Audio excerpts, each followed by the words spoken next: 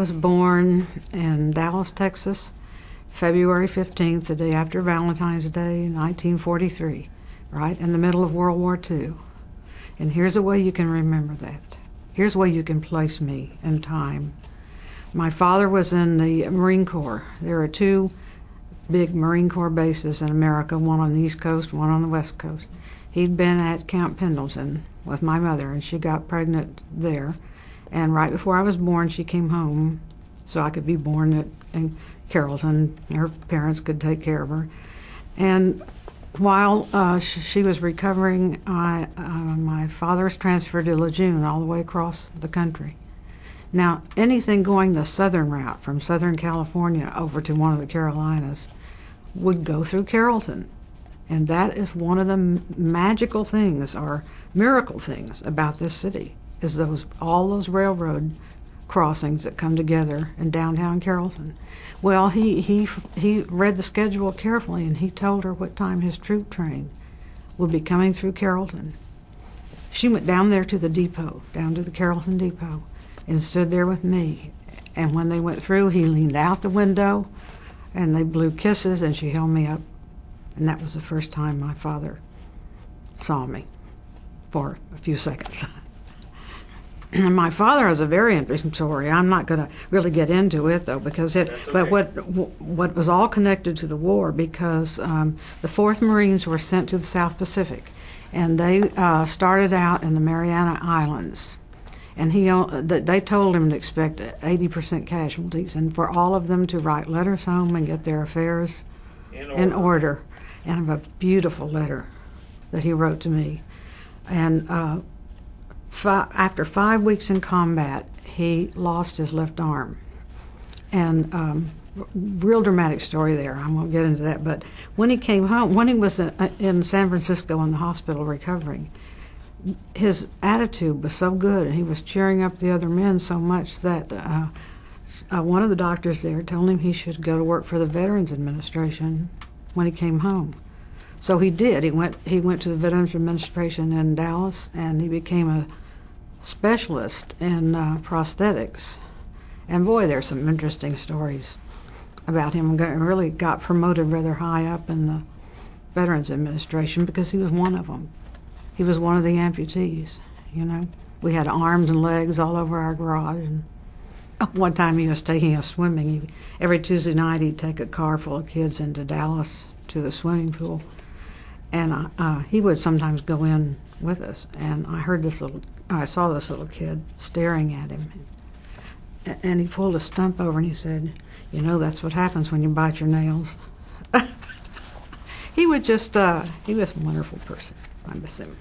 You asked me to talk about my Blanton family, L.F. Blanton and his family.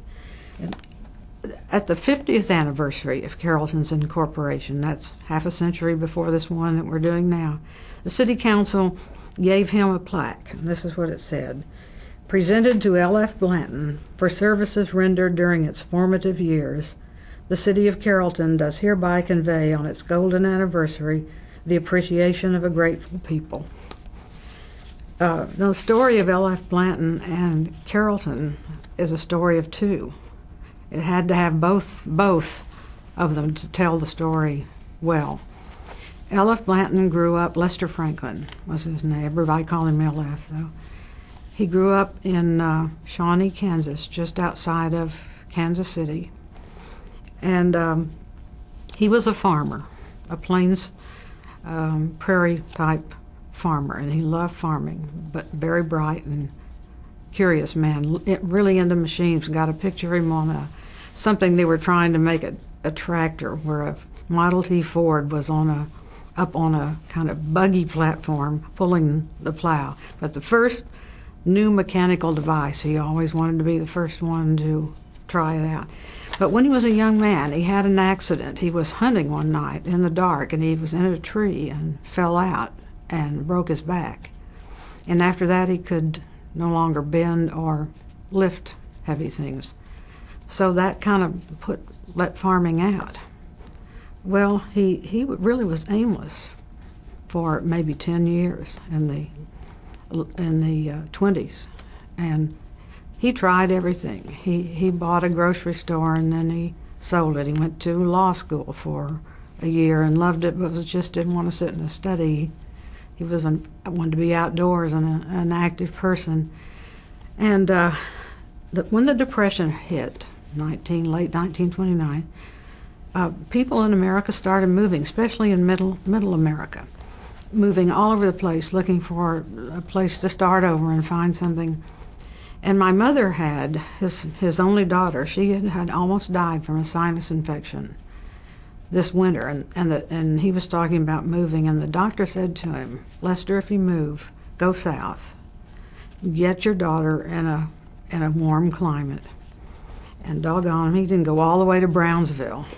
He went down to the end of the southern end of the country, in the tropics, and he bought a bowling alley, and he sold it and bought another business. He was a real good money manager. Even in the Depression, he always had enough money to buy these small businesses, and in a few months he'd get bored with them. But I think my mother kind of suggested the family was thinking he was terminally restless, that he would never settle down and be happy. And he even took my grandmother out to California. Almost everybody wanted to try California and see if there was a opportunity out there. Grapes of wrath, you know. Didn't find it there, so he came back and he decided to go back to Kansas. He packed the family up, took the kids out of school at the spring break in March of 1931 and started north toward Kansas. He got to Greenville and he said, "Well, I haven't tried North Texas. Maybe North Texas is different." So he put them back into school to finish the school year and determined that nothing had happened by summer. He'd go on back to Kansas. And while they were there, he saw an ad in the Dallas Morning News, and it was through a realty company in Denton. And bless her heart, Lark Tribble found that ad for me. I told her about when it would have been in the Morning News, and she found that original ad, and it was very strange. It said, "For sale, half interest in a small feed store in Carrollton, Texas," and then it added two strange sentences. One was, "Must be willing to go where the customers are," and the second one was, "Must be seen to be appreciated. So make an appointment."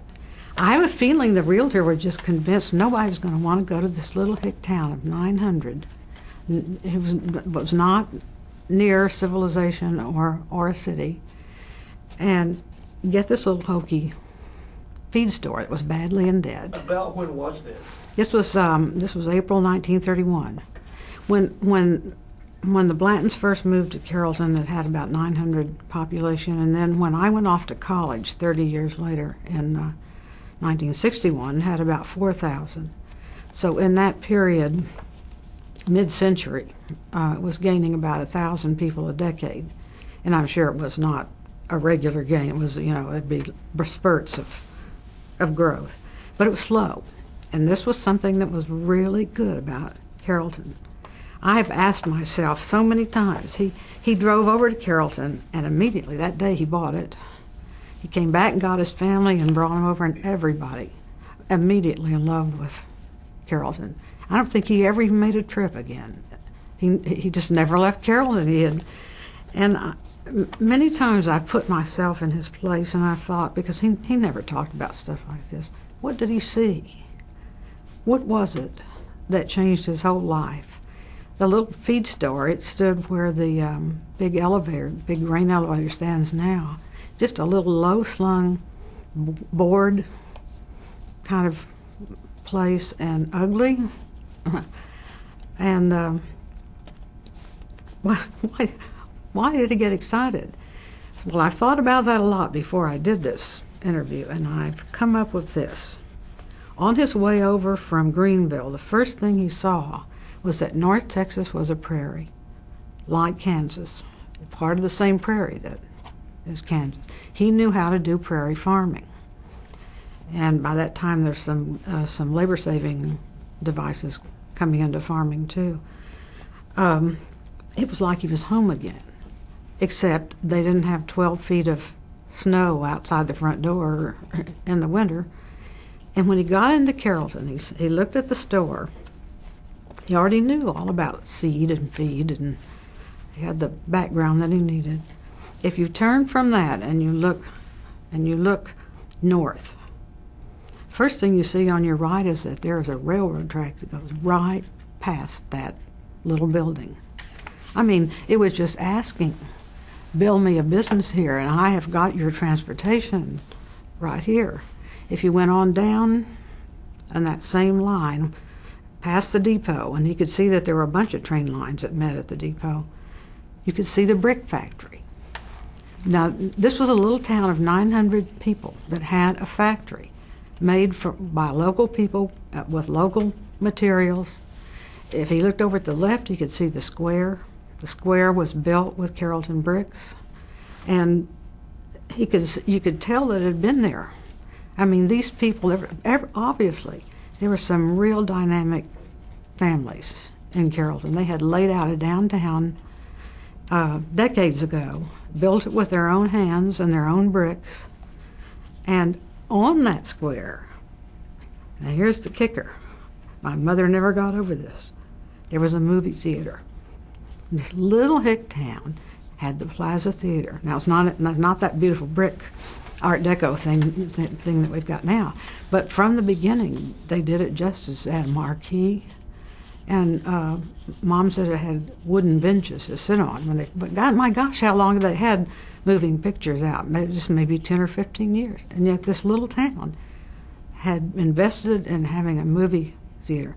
Obviously, this was not a sleepy little dead town. This was a town that was connected to the larger world.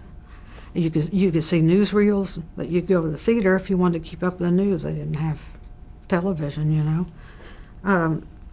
You could love the same movie stars and the same stories that everybody else in America was loving. It was just a way not to be isolated, a way to keep things open and moving. I can see him standing there and thinking his heart just swelling, you know. This is like a miracle. It's like a love affair. It's like you've met. He didn't know what he was looking for, but all of a sudden he knew what he was looking for, because here it is. It was this town. There was one more thing that Carrollton had. It was balanced almost perfectly at the fulcrum point, geographically,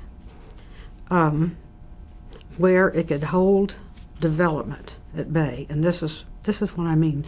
It was close enough to the river, so close it was flooded twice in the early days of that century. But they elevated the square, but they stayed there. There was the road along the Trinity River going north toward Denton. They built the first big road from Dallas to Denton. It was Denton Drive. So both ways you could get to the two big poles. And even that it was a little closer to that one, which means that the leverage of the lever there was even right.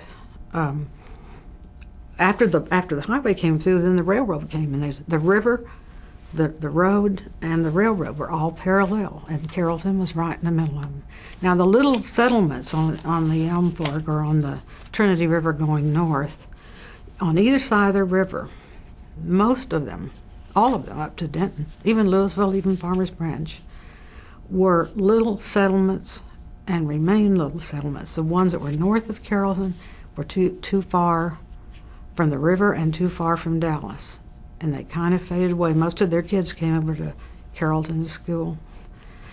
The ones south of Dallas were too close to Dallas, and Dallas sucked them up, absorbed them very soon. I think it's very telling that Farmers Branch gave up their post office and wanted to be their mailing address to be Dallas. And balanced there like that, it took Dallas decades to get to Carrollton, but we could drive to Dallas, downtown Dallas, within an hour. So we had everything Dallas had to offer, but we didn't have any of the vices of the big city. And the virtue of the small town that my grandfather wanted, he always said, I would rather be a big duck in a small pond than a small duck in a big pond. He wanted to build something. He wanted to get in on the bottom, make all the plans, make all the decisions, and build it of his own imagination and his own dreams. Well, that was perfect. All these other little towns went straight from being a settlement to being a bedroom community. But Carrollton held on that fulcrum for almost a century, and it was a town. You'd never find that anymore. Any town that was anywhere close enough to a city to be alive would be swallowed up by that city in 10 years, you know. That's just a real unusual, oh, it was perfect. It was just perfect. 25 years later, standing in that same spot where the little feed mill had been was the giant concrete grain elevator that had been built in the 1950s. Apparently it was a pretty big one. It was covered in a national newspaper and in the Dallas Morning News.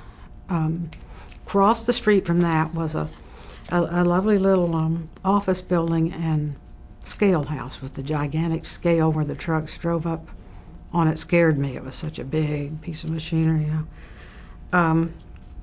Behind the concrete elevator were 4 steel silos that were very awesome, and they went and they raised up almost as high as the concrete one. 1, 2, 3, 4, and there was a metal walkway down from the top of the concrete went onto these and all the way to the end. I wouldn't have gone on something like that for all the money in the world.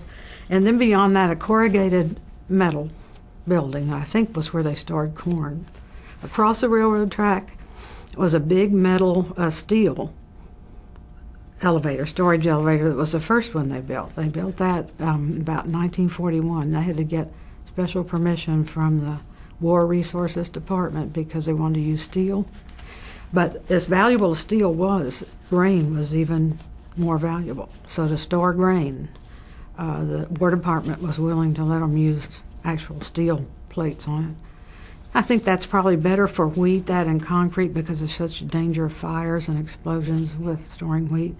And next to that, and there were chutes and tubes that connected all of these buildings so they could pass the stored stuff in.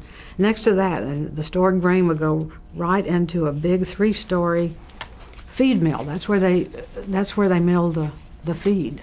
So the operation was now partly storage and partly milling. And beyond that, the biggest building of all. Well, no, there was another little corrugated building, and then the biggest building was for maize, and it was kind of a scary building. It was corrugated metal, and it had a big tower in the center, and it was another one that was kind of scary. It was 11 buildings, a big, big operation. Their feeds were copyrighted, and they were called Blanco feeds, and on the back was a logo that said, "Made of Texas grains by Texas people." And on the railroad, they would ship those feeds everywhere. On one side of all of those buildings was a space for the trucks to drive up so they could load into the Blanton Grain Company fleet of trucks stuff to deliver, and the farmers could come and pick up their big sacks and all. And on the other side was the railroad track, and there were big chutes that came down from all those towers. And they would just open the top of the boxcar, and the grain would fill up the boxcar, and that was the way they sent it on to market. They sent a lot of it to, there was a mill in Denton and a mill in Farmers Branch where they milled it into flour. And then a lot of it went on down to Houston to be shipped all over the world. And eventually they had 7 Blanton Grain Company locations, and several of them had towers like they had in Carrollton. Lancaster one had a big concrete grain elevator. There was one in Austin, there was one in Lancaster, there was one in Tipton, Oklahoma, and there were 3 or 4 more. So my grandfather built himself a little grain and feed empire across North Texas. And I really think the Blantons helped to put Carrollton on the map. Because with all of the talent that had been in this town and all that had made it such a lively town, there had not been a spark that drew publicity. And L.F. Blanton was really that kind of person. At one point he bought the local newspaper and put his son in as editor because he didn't think they were promoting the town enough. And in the mid-50s, and this is my closure for that chapter, is they did an article in the Dallas Morning News called "Carrollton Erupts After Long Sleep." And they were covering the big mid-century burst of population and everything. The illustration for that was not a photograph. It was a drawing. One of their cartoonists came with them and drew it. And it was a drawing of two men talking, and you could see the edge of a little square there, and behind it, the grain elevator. It was all over, it was already all over the region. It was a symbol for Carrollton. So right off the highway there, you know, and people always saw it when they passed. So that's kind of my bookend there, that when I say L.F. Blanton helped put Carrollton on the map, I think it's not an exaggeration. He eventually got himself a farm because he could by then hire other people to do the heavy work, but he just couldn't stay away from farming. And the farm, it was a big farm. It bordered, going north, it was Denton Drive, and then south, it was 190, or was Trinity Mills at that time. And then going north on the other side, it was the Trinity River. And then the far north boundary was just before you get to where Creekview High School is now. And where Furno Creek Shopping Center is, that was the south corner. There was a hill. I don't know why they dug it out. They flattened it, but then they also dug it out, so it was down kind of in a hole. But he had a dairy there, and there were 100 head of Holstein dairy cows. And then as you went down the hill, he had pasture for beef cattle, and he mostly pastured his beef cattle in the where Indian Creek golf course is now, down in the river bottoms, and they were white-faced Hereford and Black Angus were his beef cattle, and he had a herd of 200 turkeys, and then all the rest going north was in grain, growing grain, wheat and oats and maize. But he loved kids, and he had us out there all the time on the farm, picnics, and they cleared out their river bottoms every autumn. They'd have a big bonfire, and we'd have all our friends, and had an uncle who told great ghost stories. They had hay rides that would start in Carrollton. They'd get one of their Blanton Grain Company flat trucks, you know, and lay the hay, and then put the bales around so people could lean and sit in different ways and different levels. It was wonderful. It was just, we kids were just boiled rotten with it. But his interest in children also spilled over into education. And he had hardly been here any time at all when he was elected to the school board. And he served a year, and then he served 25 more years as president of the school board. And when he retired, the Dallas Morning News covered that story too, because he'd been such a long term as president, and he oversaw the big mid-century expansion of the schools and the building of the first modern schools in Carrollton. Then another interest he had, he never lost his interest in law, and he was friends with several judges around town. There's one, a special friend of his, J. Frank Wilson. He was a congressman and a judge, and he got to be so close to him because he was a farmer too, and he brought, you know, he was a customer. They used to come and visit us, and really nice man. And he served on a bunch of grand juries in Dallas, and one I was going to tell you about was really, I thought, special. Henry Wade, the district attorney, was going to bring a case of fraud against a big Texas insurance company. And there were so many places they could go wrong. They were just putting in a lot of extra steps. And he had the criminal court judge commission 3 area business people to choose a grand jury. So they weren't the grand jury, they were going to choose the grand jury. And my grandfather was one of those 3 people. And then also he just loved politics too. You know, this is all related. So he signed the Blanton Grain Company up with the Dallas Council on World Affairs. They had a committee that they called the Hospitality Committee, And he signed up the grain company to host foreign dignitaries when they were in the country, to let them tour. They could see how we did dairying, how we did feed making, how we did growing of grains. They could just learn all about American agriculture in that one trip. And then he, when he got older, he had his son Jack do a lot of this too, have a big dinner in their home for this. They hosted the mayor of Paris, France once. They hosted a governor of a province in Thailand, and we have still a wonderful letter from the State Department saying that when this man got back, he had toured the whole country.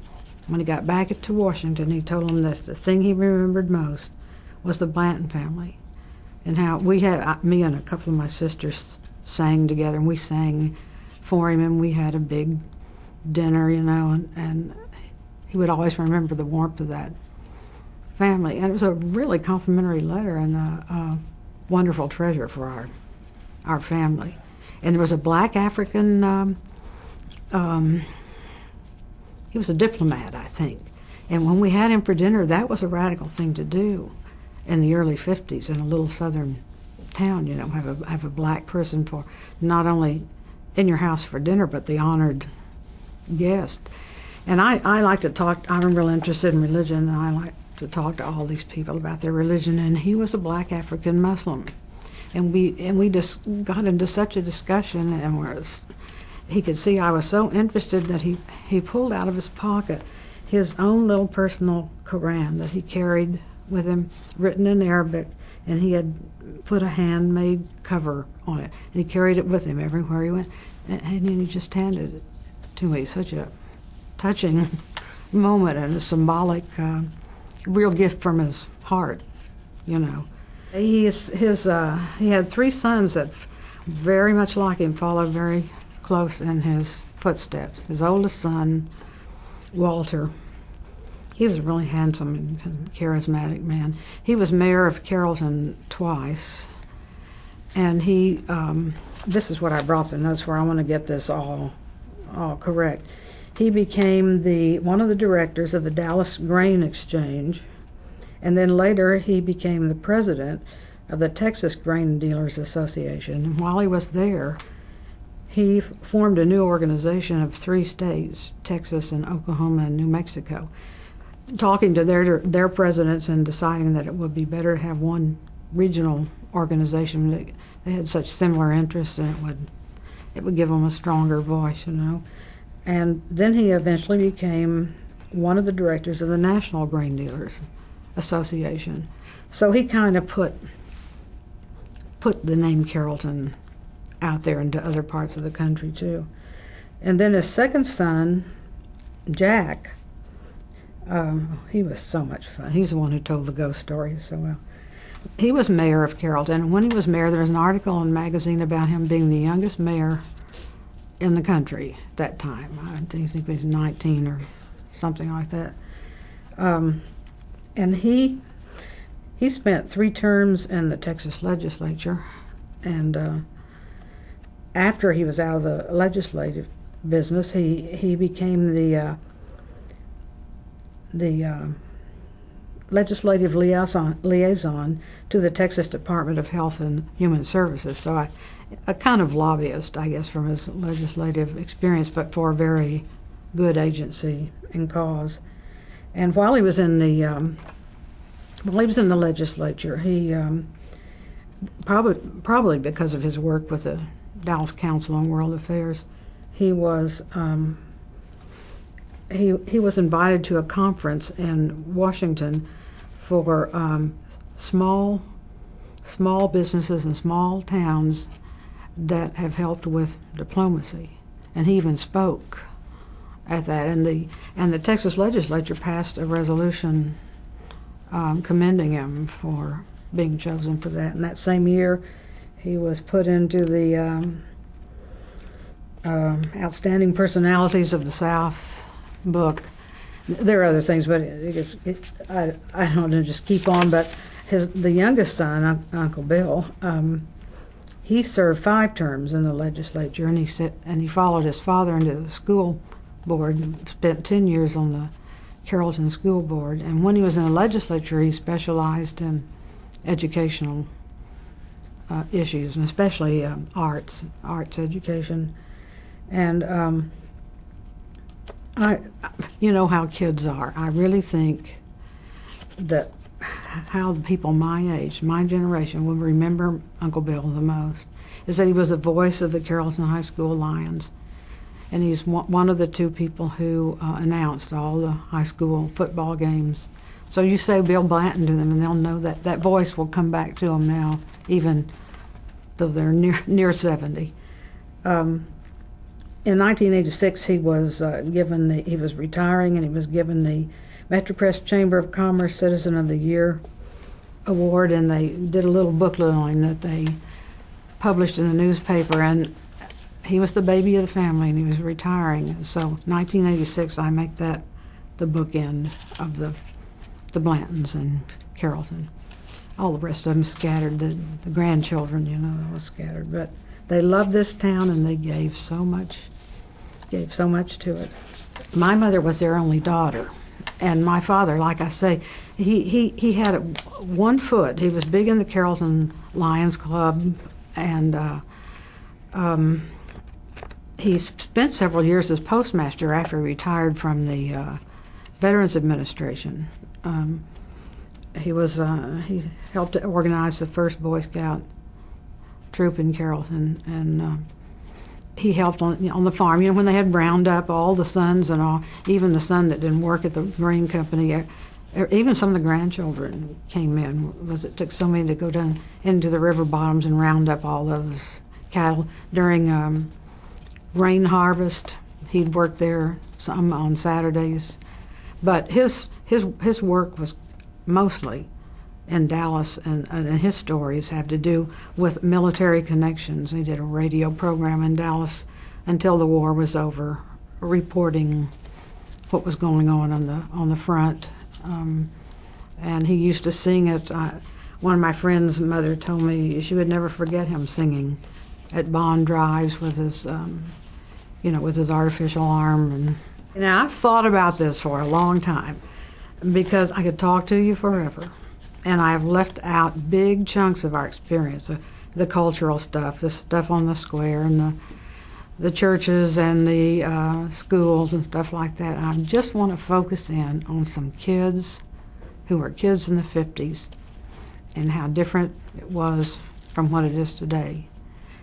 And I think I would start by saying that what Carrollton was to the little kids in the 50s was very much what it was to the adults, to my grandfather. It was a place where we were the big ducks. I mean, when we went out every morning, we created the world. And there was a kids' town and an adults' town, and they laid across each other. And you could lay one map over the other one, But while they were building their worlds, we were building our childhood worlds. And I mean, rich with imagination and creativity. And I think we wanted to be like my grandfather. We wanted to be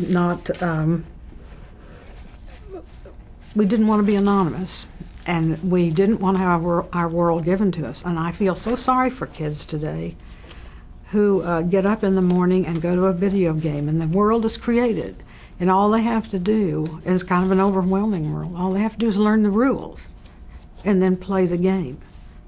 But we went out and we created the world, and we made the games. And over the years, when I talked to a lot of people my age about us growing up in a small town in the South, they will say, "Well, sounds like you grew up in Mayberry from that TV show, And I say, no, it wasn't Mayberry. If you want to know what it was like to grow up in Carrollton, don't think of Mayberry. Think of Macomb, the little town in To Kill a Mockingbird. That's what it was like." And it was like that in a couple of ways. One way was the children were detached, lived their own life, ran in little groups all day long, out on the edges of the town and exploring, and then every tree was a friend and a playmate, And And the other one was, it was edgy. It wasn't a sweet little sentimental thing where you just laughed at the eccentrics.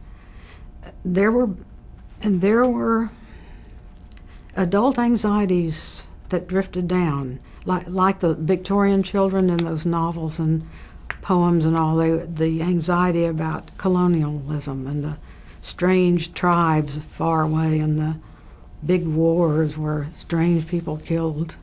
Remember the Hottentots in Mary Poppins, and the Hottentots are coming, and the kids would all scatter, you know. But the anxieties that I think crept in, and I think they were good, because edgy stuff is what keeps you alive, keeps you thinking and growing, you know. The edgy stuff was mostly the racial divide. It was there, and everybody knew it, and you had to learn a very complex set of behaviors. And if you failed in that behavior on either side of the divide, it could be terrible. There could be terrible consequences. And even very young children knew who you spoke to, how you spoke to them. You said yes, yes, sir, and yes, ma'am, to an elder who was white. You kind of looked, you didn't look direct at an elder who was black. And that kind of filtered into made our games and our fantasies have just a little bit of an edge. And there was also, the 50s were very oppressive socially. There wasn't much space between being a bad person and a good person. You could make some kind of social mistake. There's so much space today. Now that's a place that I envy modern people, that if you were bad, if you made one bad mistake, your life could be just wiped out there, unless you went to another part of the country where they didn't know you or something. Just a simple human, you know, little sin or accident, but we felt that. And the other thing was probably the Cold War. We knew the Cold War was going on, and with that and the racial divide too, we had a lot of us and them kind of anxieties. But it didn't penetrate our consciousness. We were those kids in To Kill a Mockingbird, and the dangers came into our consciousness and our myths and legends that we made up. Because the other edginess in that little town was that we were on the edge of the wilds. We could walk, even on little children's legs, we could walk to working farms. And I want to take you just as quick as I can on a journey in a 2-block area that was my neighborhood. And you have to think of a 4-year-old to a 12-year-old, how far things seem when they're walking on those little legs, you know. And I want to lay the map of the children's town over the map of the adults' town.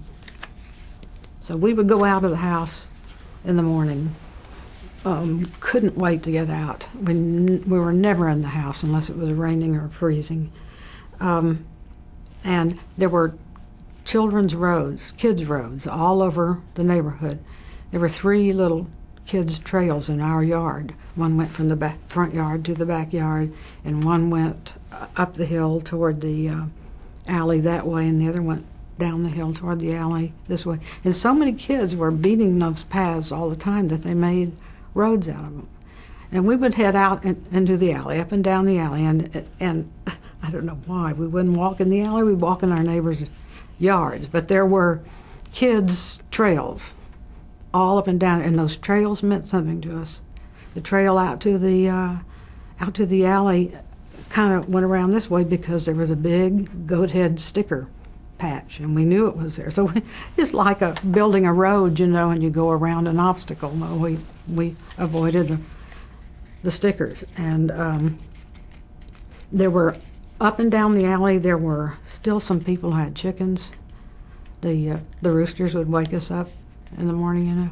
There were 3 or 4 that had fruit tree orchards, and those little fruit trees are wonderful for kids. They're short trees and big wide branches, and everything on them is sweet. Even the leaves are sweet, and the sap, and we were just, I mean, we walked down the alley and go through an orchard and through over a tree rather than just walking straight, because they were so much fun to climb and then jump out of on the other side.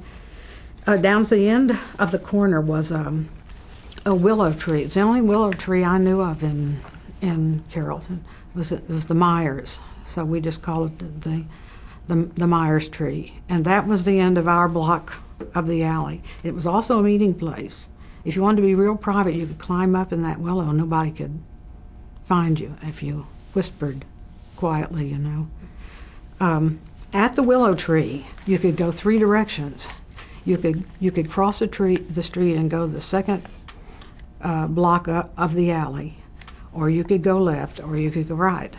Okay, if you went down the second part of the alley, there was a wooden bridge, because there was something, I guess it was a drainage ditch, but we thought of it as a big dramatic something, and cars drove there, so they had to have a bridge for it.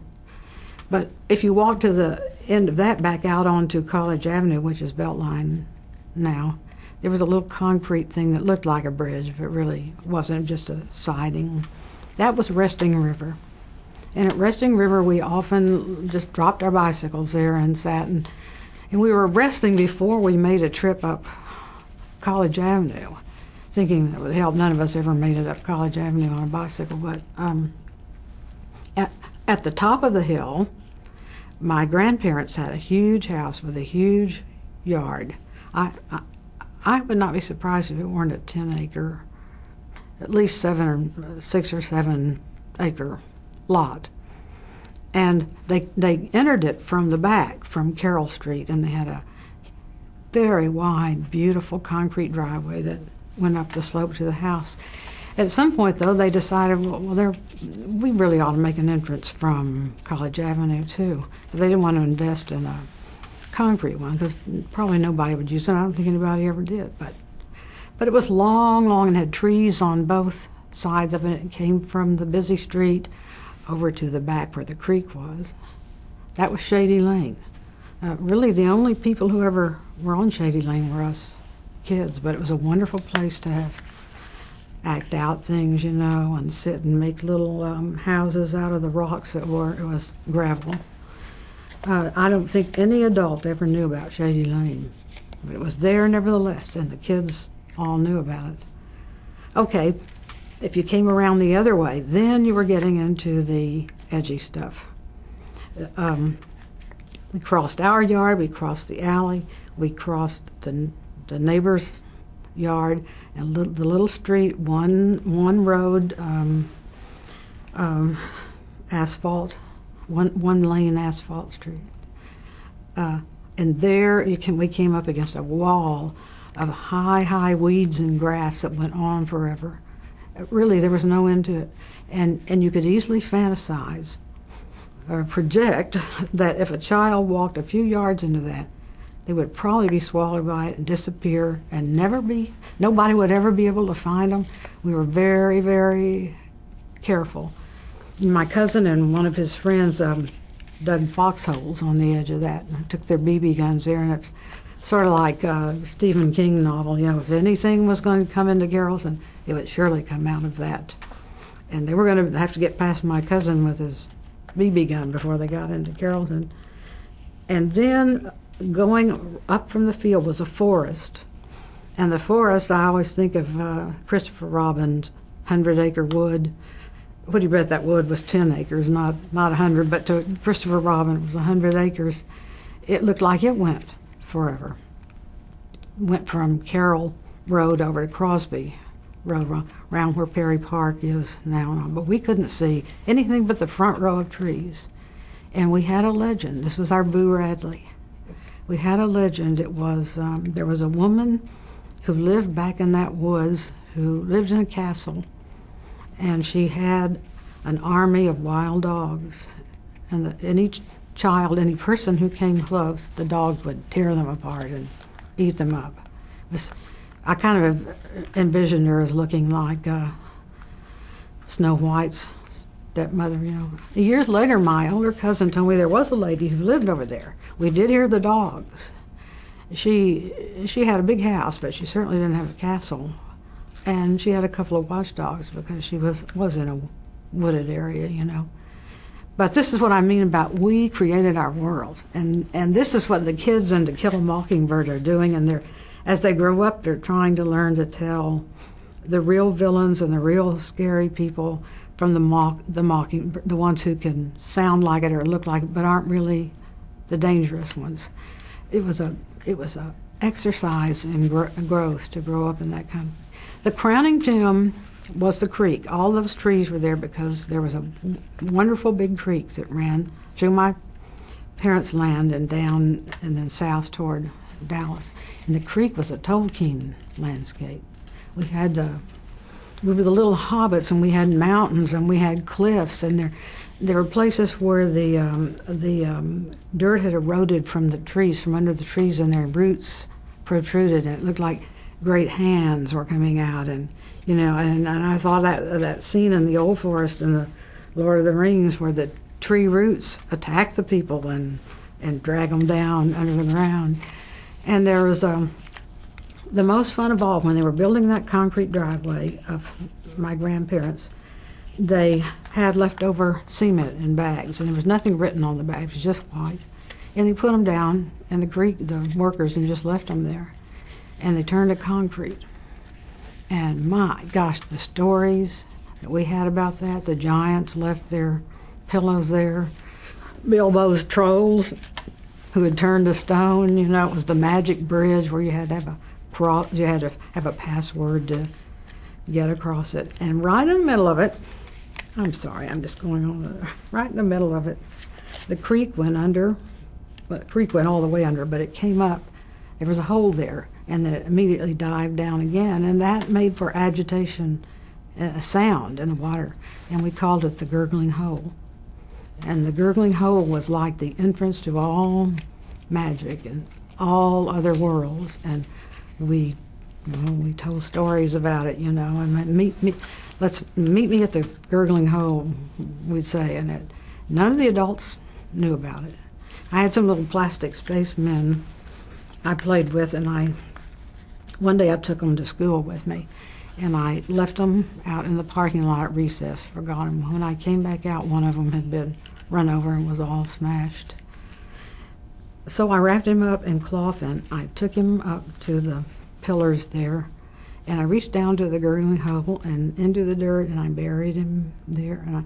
And why I buried him there was that I thought he might be able to find the entrance back into outer space there, or the way back to his planet, and I know I'm rattling on, but there are two stories I would like to tell you that I'll tell you as fast as I can, because all of this child's world was allowed because the adults practiced what I call benign non-intervention. We knew they were watching, but they let us go our way. And every once in a while, they'd drop a little blessing on us to remind us that they love seeing us play and have these independent lives and build these worlds. Linda, if you're back there, she and my cousin and another friend of theirs were very good friends, and they loved this girls' children's series called Betsy, Tacy, and Tibbs. And their three mothers got together and made them dresses that looked like the ones the girls wore. And it was not for a show. It was not for anybody to see. It was just to put a little adult blessing on the joy they had in those stories. We were sitting at Resting River. This is the first story that tells of the blessings our parents gave us. We're sitting at Resting River with our bicycles spread out on the ground, and the bread man came by. Now, the bread man came from Manor Bakery in Dallas once a week, and he came up to the door, very exciting to the children, with this big white, you remember them, big ride band, and this great big tray. And it was right at children's height, and the children were horrible to their mothers. Mommy, get this. Mama, oh, Mama, that looks good. I want that. I want those donuts. Try this. And they had little sample loaves that were about the size of a Twinkie, but they were wrapped up real formal and with the covers that the real loaves had on them. And sometimes if a woman was reluctant because she'd never tasted it, they would leave them that sample, and if they liked it, the next week they could order one. Okay, we were sitting at Resting River. We were in the children's world. We didn't even know what was driving up and down the street in the adult world. And the bread man drove by. And we just felt this truck kind of slow come into our consciousness, and he leaned over and threw 2 hands full of those little sample loaves. They just rained like manna, you know, from heaven on us. And I think I almost consciously thought at that time, this is magic. We live in a magic world. And there was no reason for that man to do that. It had no advantage for him. He just saw these kids and wanted to give them something special to remember that day. And he did. I still remember it 70, 60 anyway, years later. And the other story, the Great Ice Storm of 1949. An ice storm is very scary. It's not like a snowstorm. In the snows, the kids were out. They were out not only in the yards, they were in the street. They were everywhere they could get. But in the ice storm, people didn't go out. It was a scary thing. It was like everything alive got closed up. You know, it was like a fairy tale where the evil fairy had laid a spell on everything. And you could see it was alive and it was still there, and yet it was captured. And I got very depressed. It scared me really bad. We had to use lanterns at night in the house. We had no electricity for days. And a little kerosene cooker. My parents happened to have just one little burner, and we tried to make meals off of that. But it was very, very dramatic to me. And one day, and with uncharacteristic boldness, I decided I wanted to know what the creek looked like when it was frozen. So I went out alone, and I mean alone. There was not a sound out there. There was not a soul on the street or in the yards. And this was uphill all the way, so I struggled up the alley, crossed the street, and I was almost at my grandparents' the foot of their driveway. And I heard this deep, deep moan. Got my attention. And then I heard this groan. And I realized the trees were talking. I mean, is this not Tolkien? And not only were they talking, there was this loud crack. They were angry. And then all of a sudden there was this shiver, you know, and these diamonds came. Boy, I turned on my heel, and I hopped, skipped, jumped, and skated home as fast as I could go. And I have never forgotten that. It was so dramatic. And I'm so sorry that every child who's ever lived, part of the human race, has not been able to experience their immediate environment as so awesome and so huge and so far beyond them that they literally have a spiritual experience with the universe. At night, in the summer, when I went to bed, I slept on the west side of the bedroom, and all of us slept right up in the window, and a gigantic window fan that pulled the cool evening air over us. And one of the windows in the bedroom had a honeysuckle vine growing all over it, so that fan pulled the smell of the honeysuckle all through the bedrooms. And I would lie there, and there was a little empty lot next to us going up toward the hill, and it had a slope where we often fought the Battle of the Alamo. We would get our guns and lean up against it and shoot at the cars when they went by. And then past that lot was Shady Lane, and the tree line at night against the sky came down this way, and it came down this way, and it formed a heart that is burned in my memory, you know.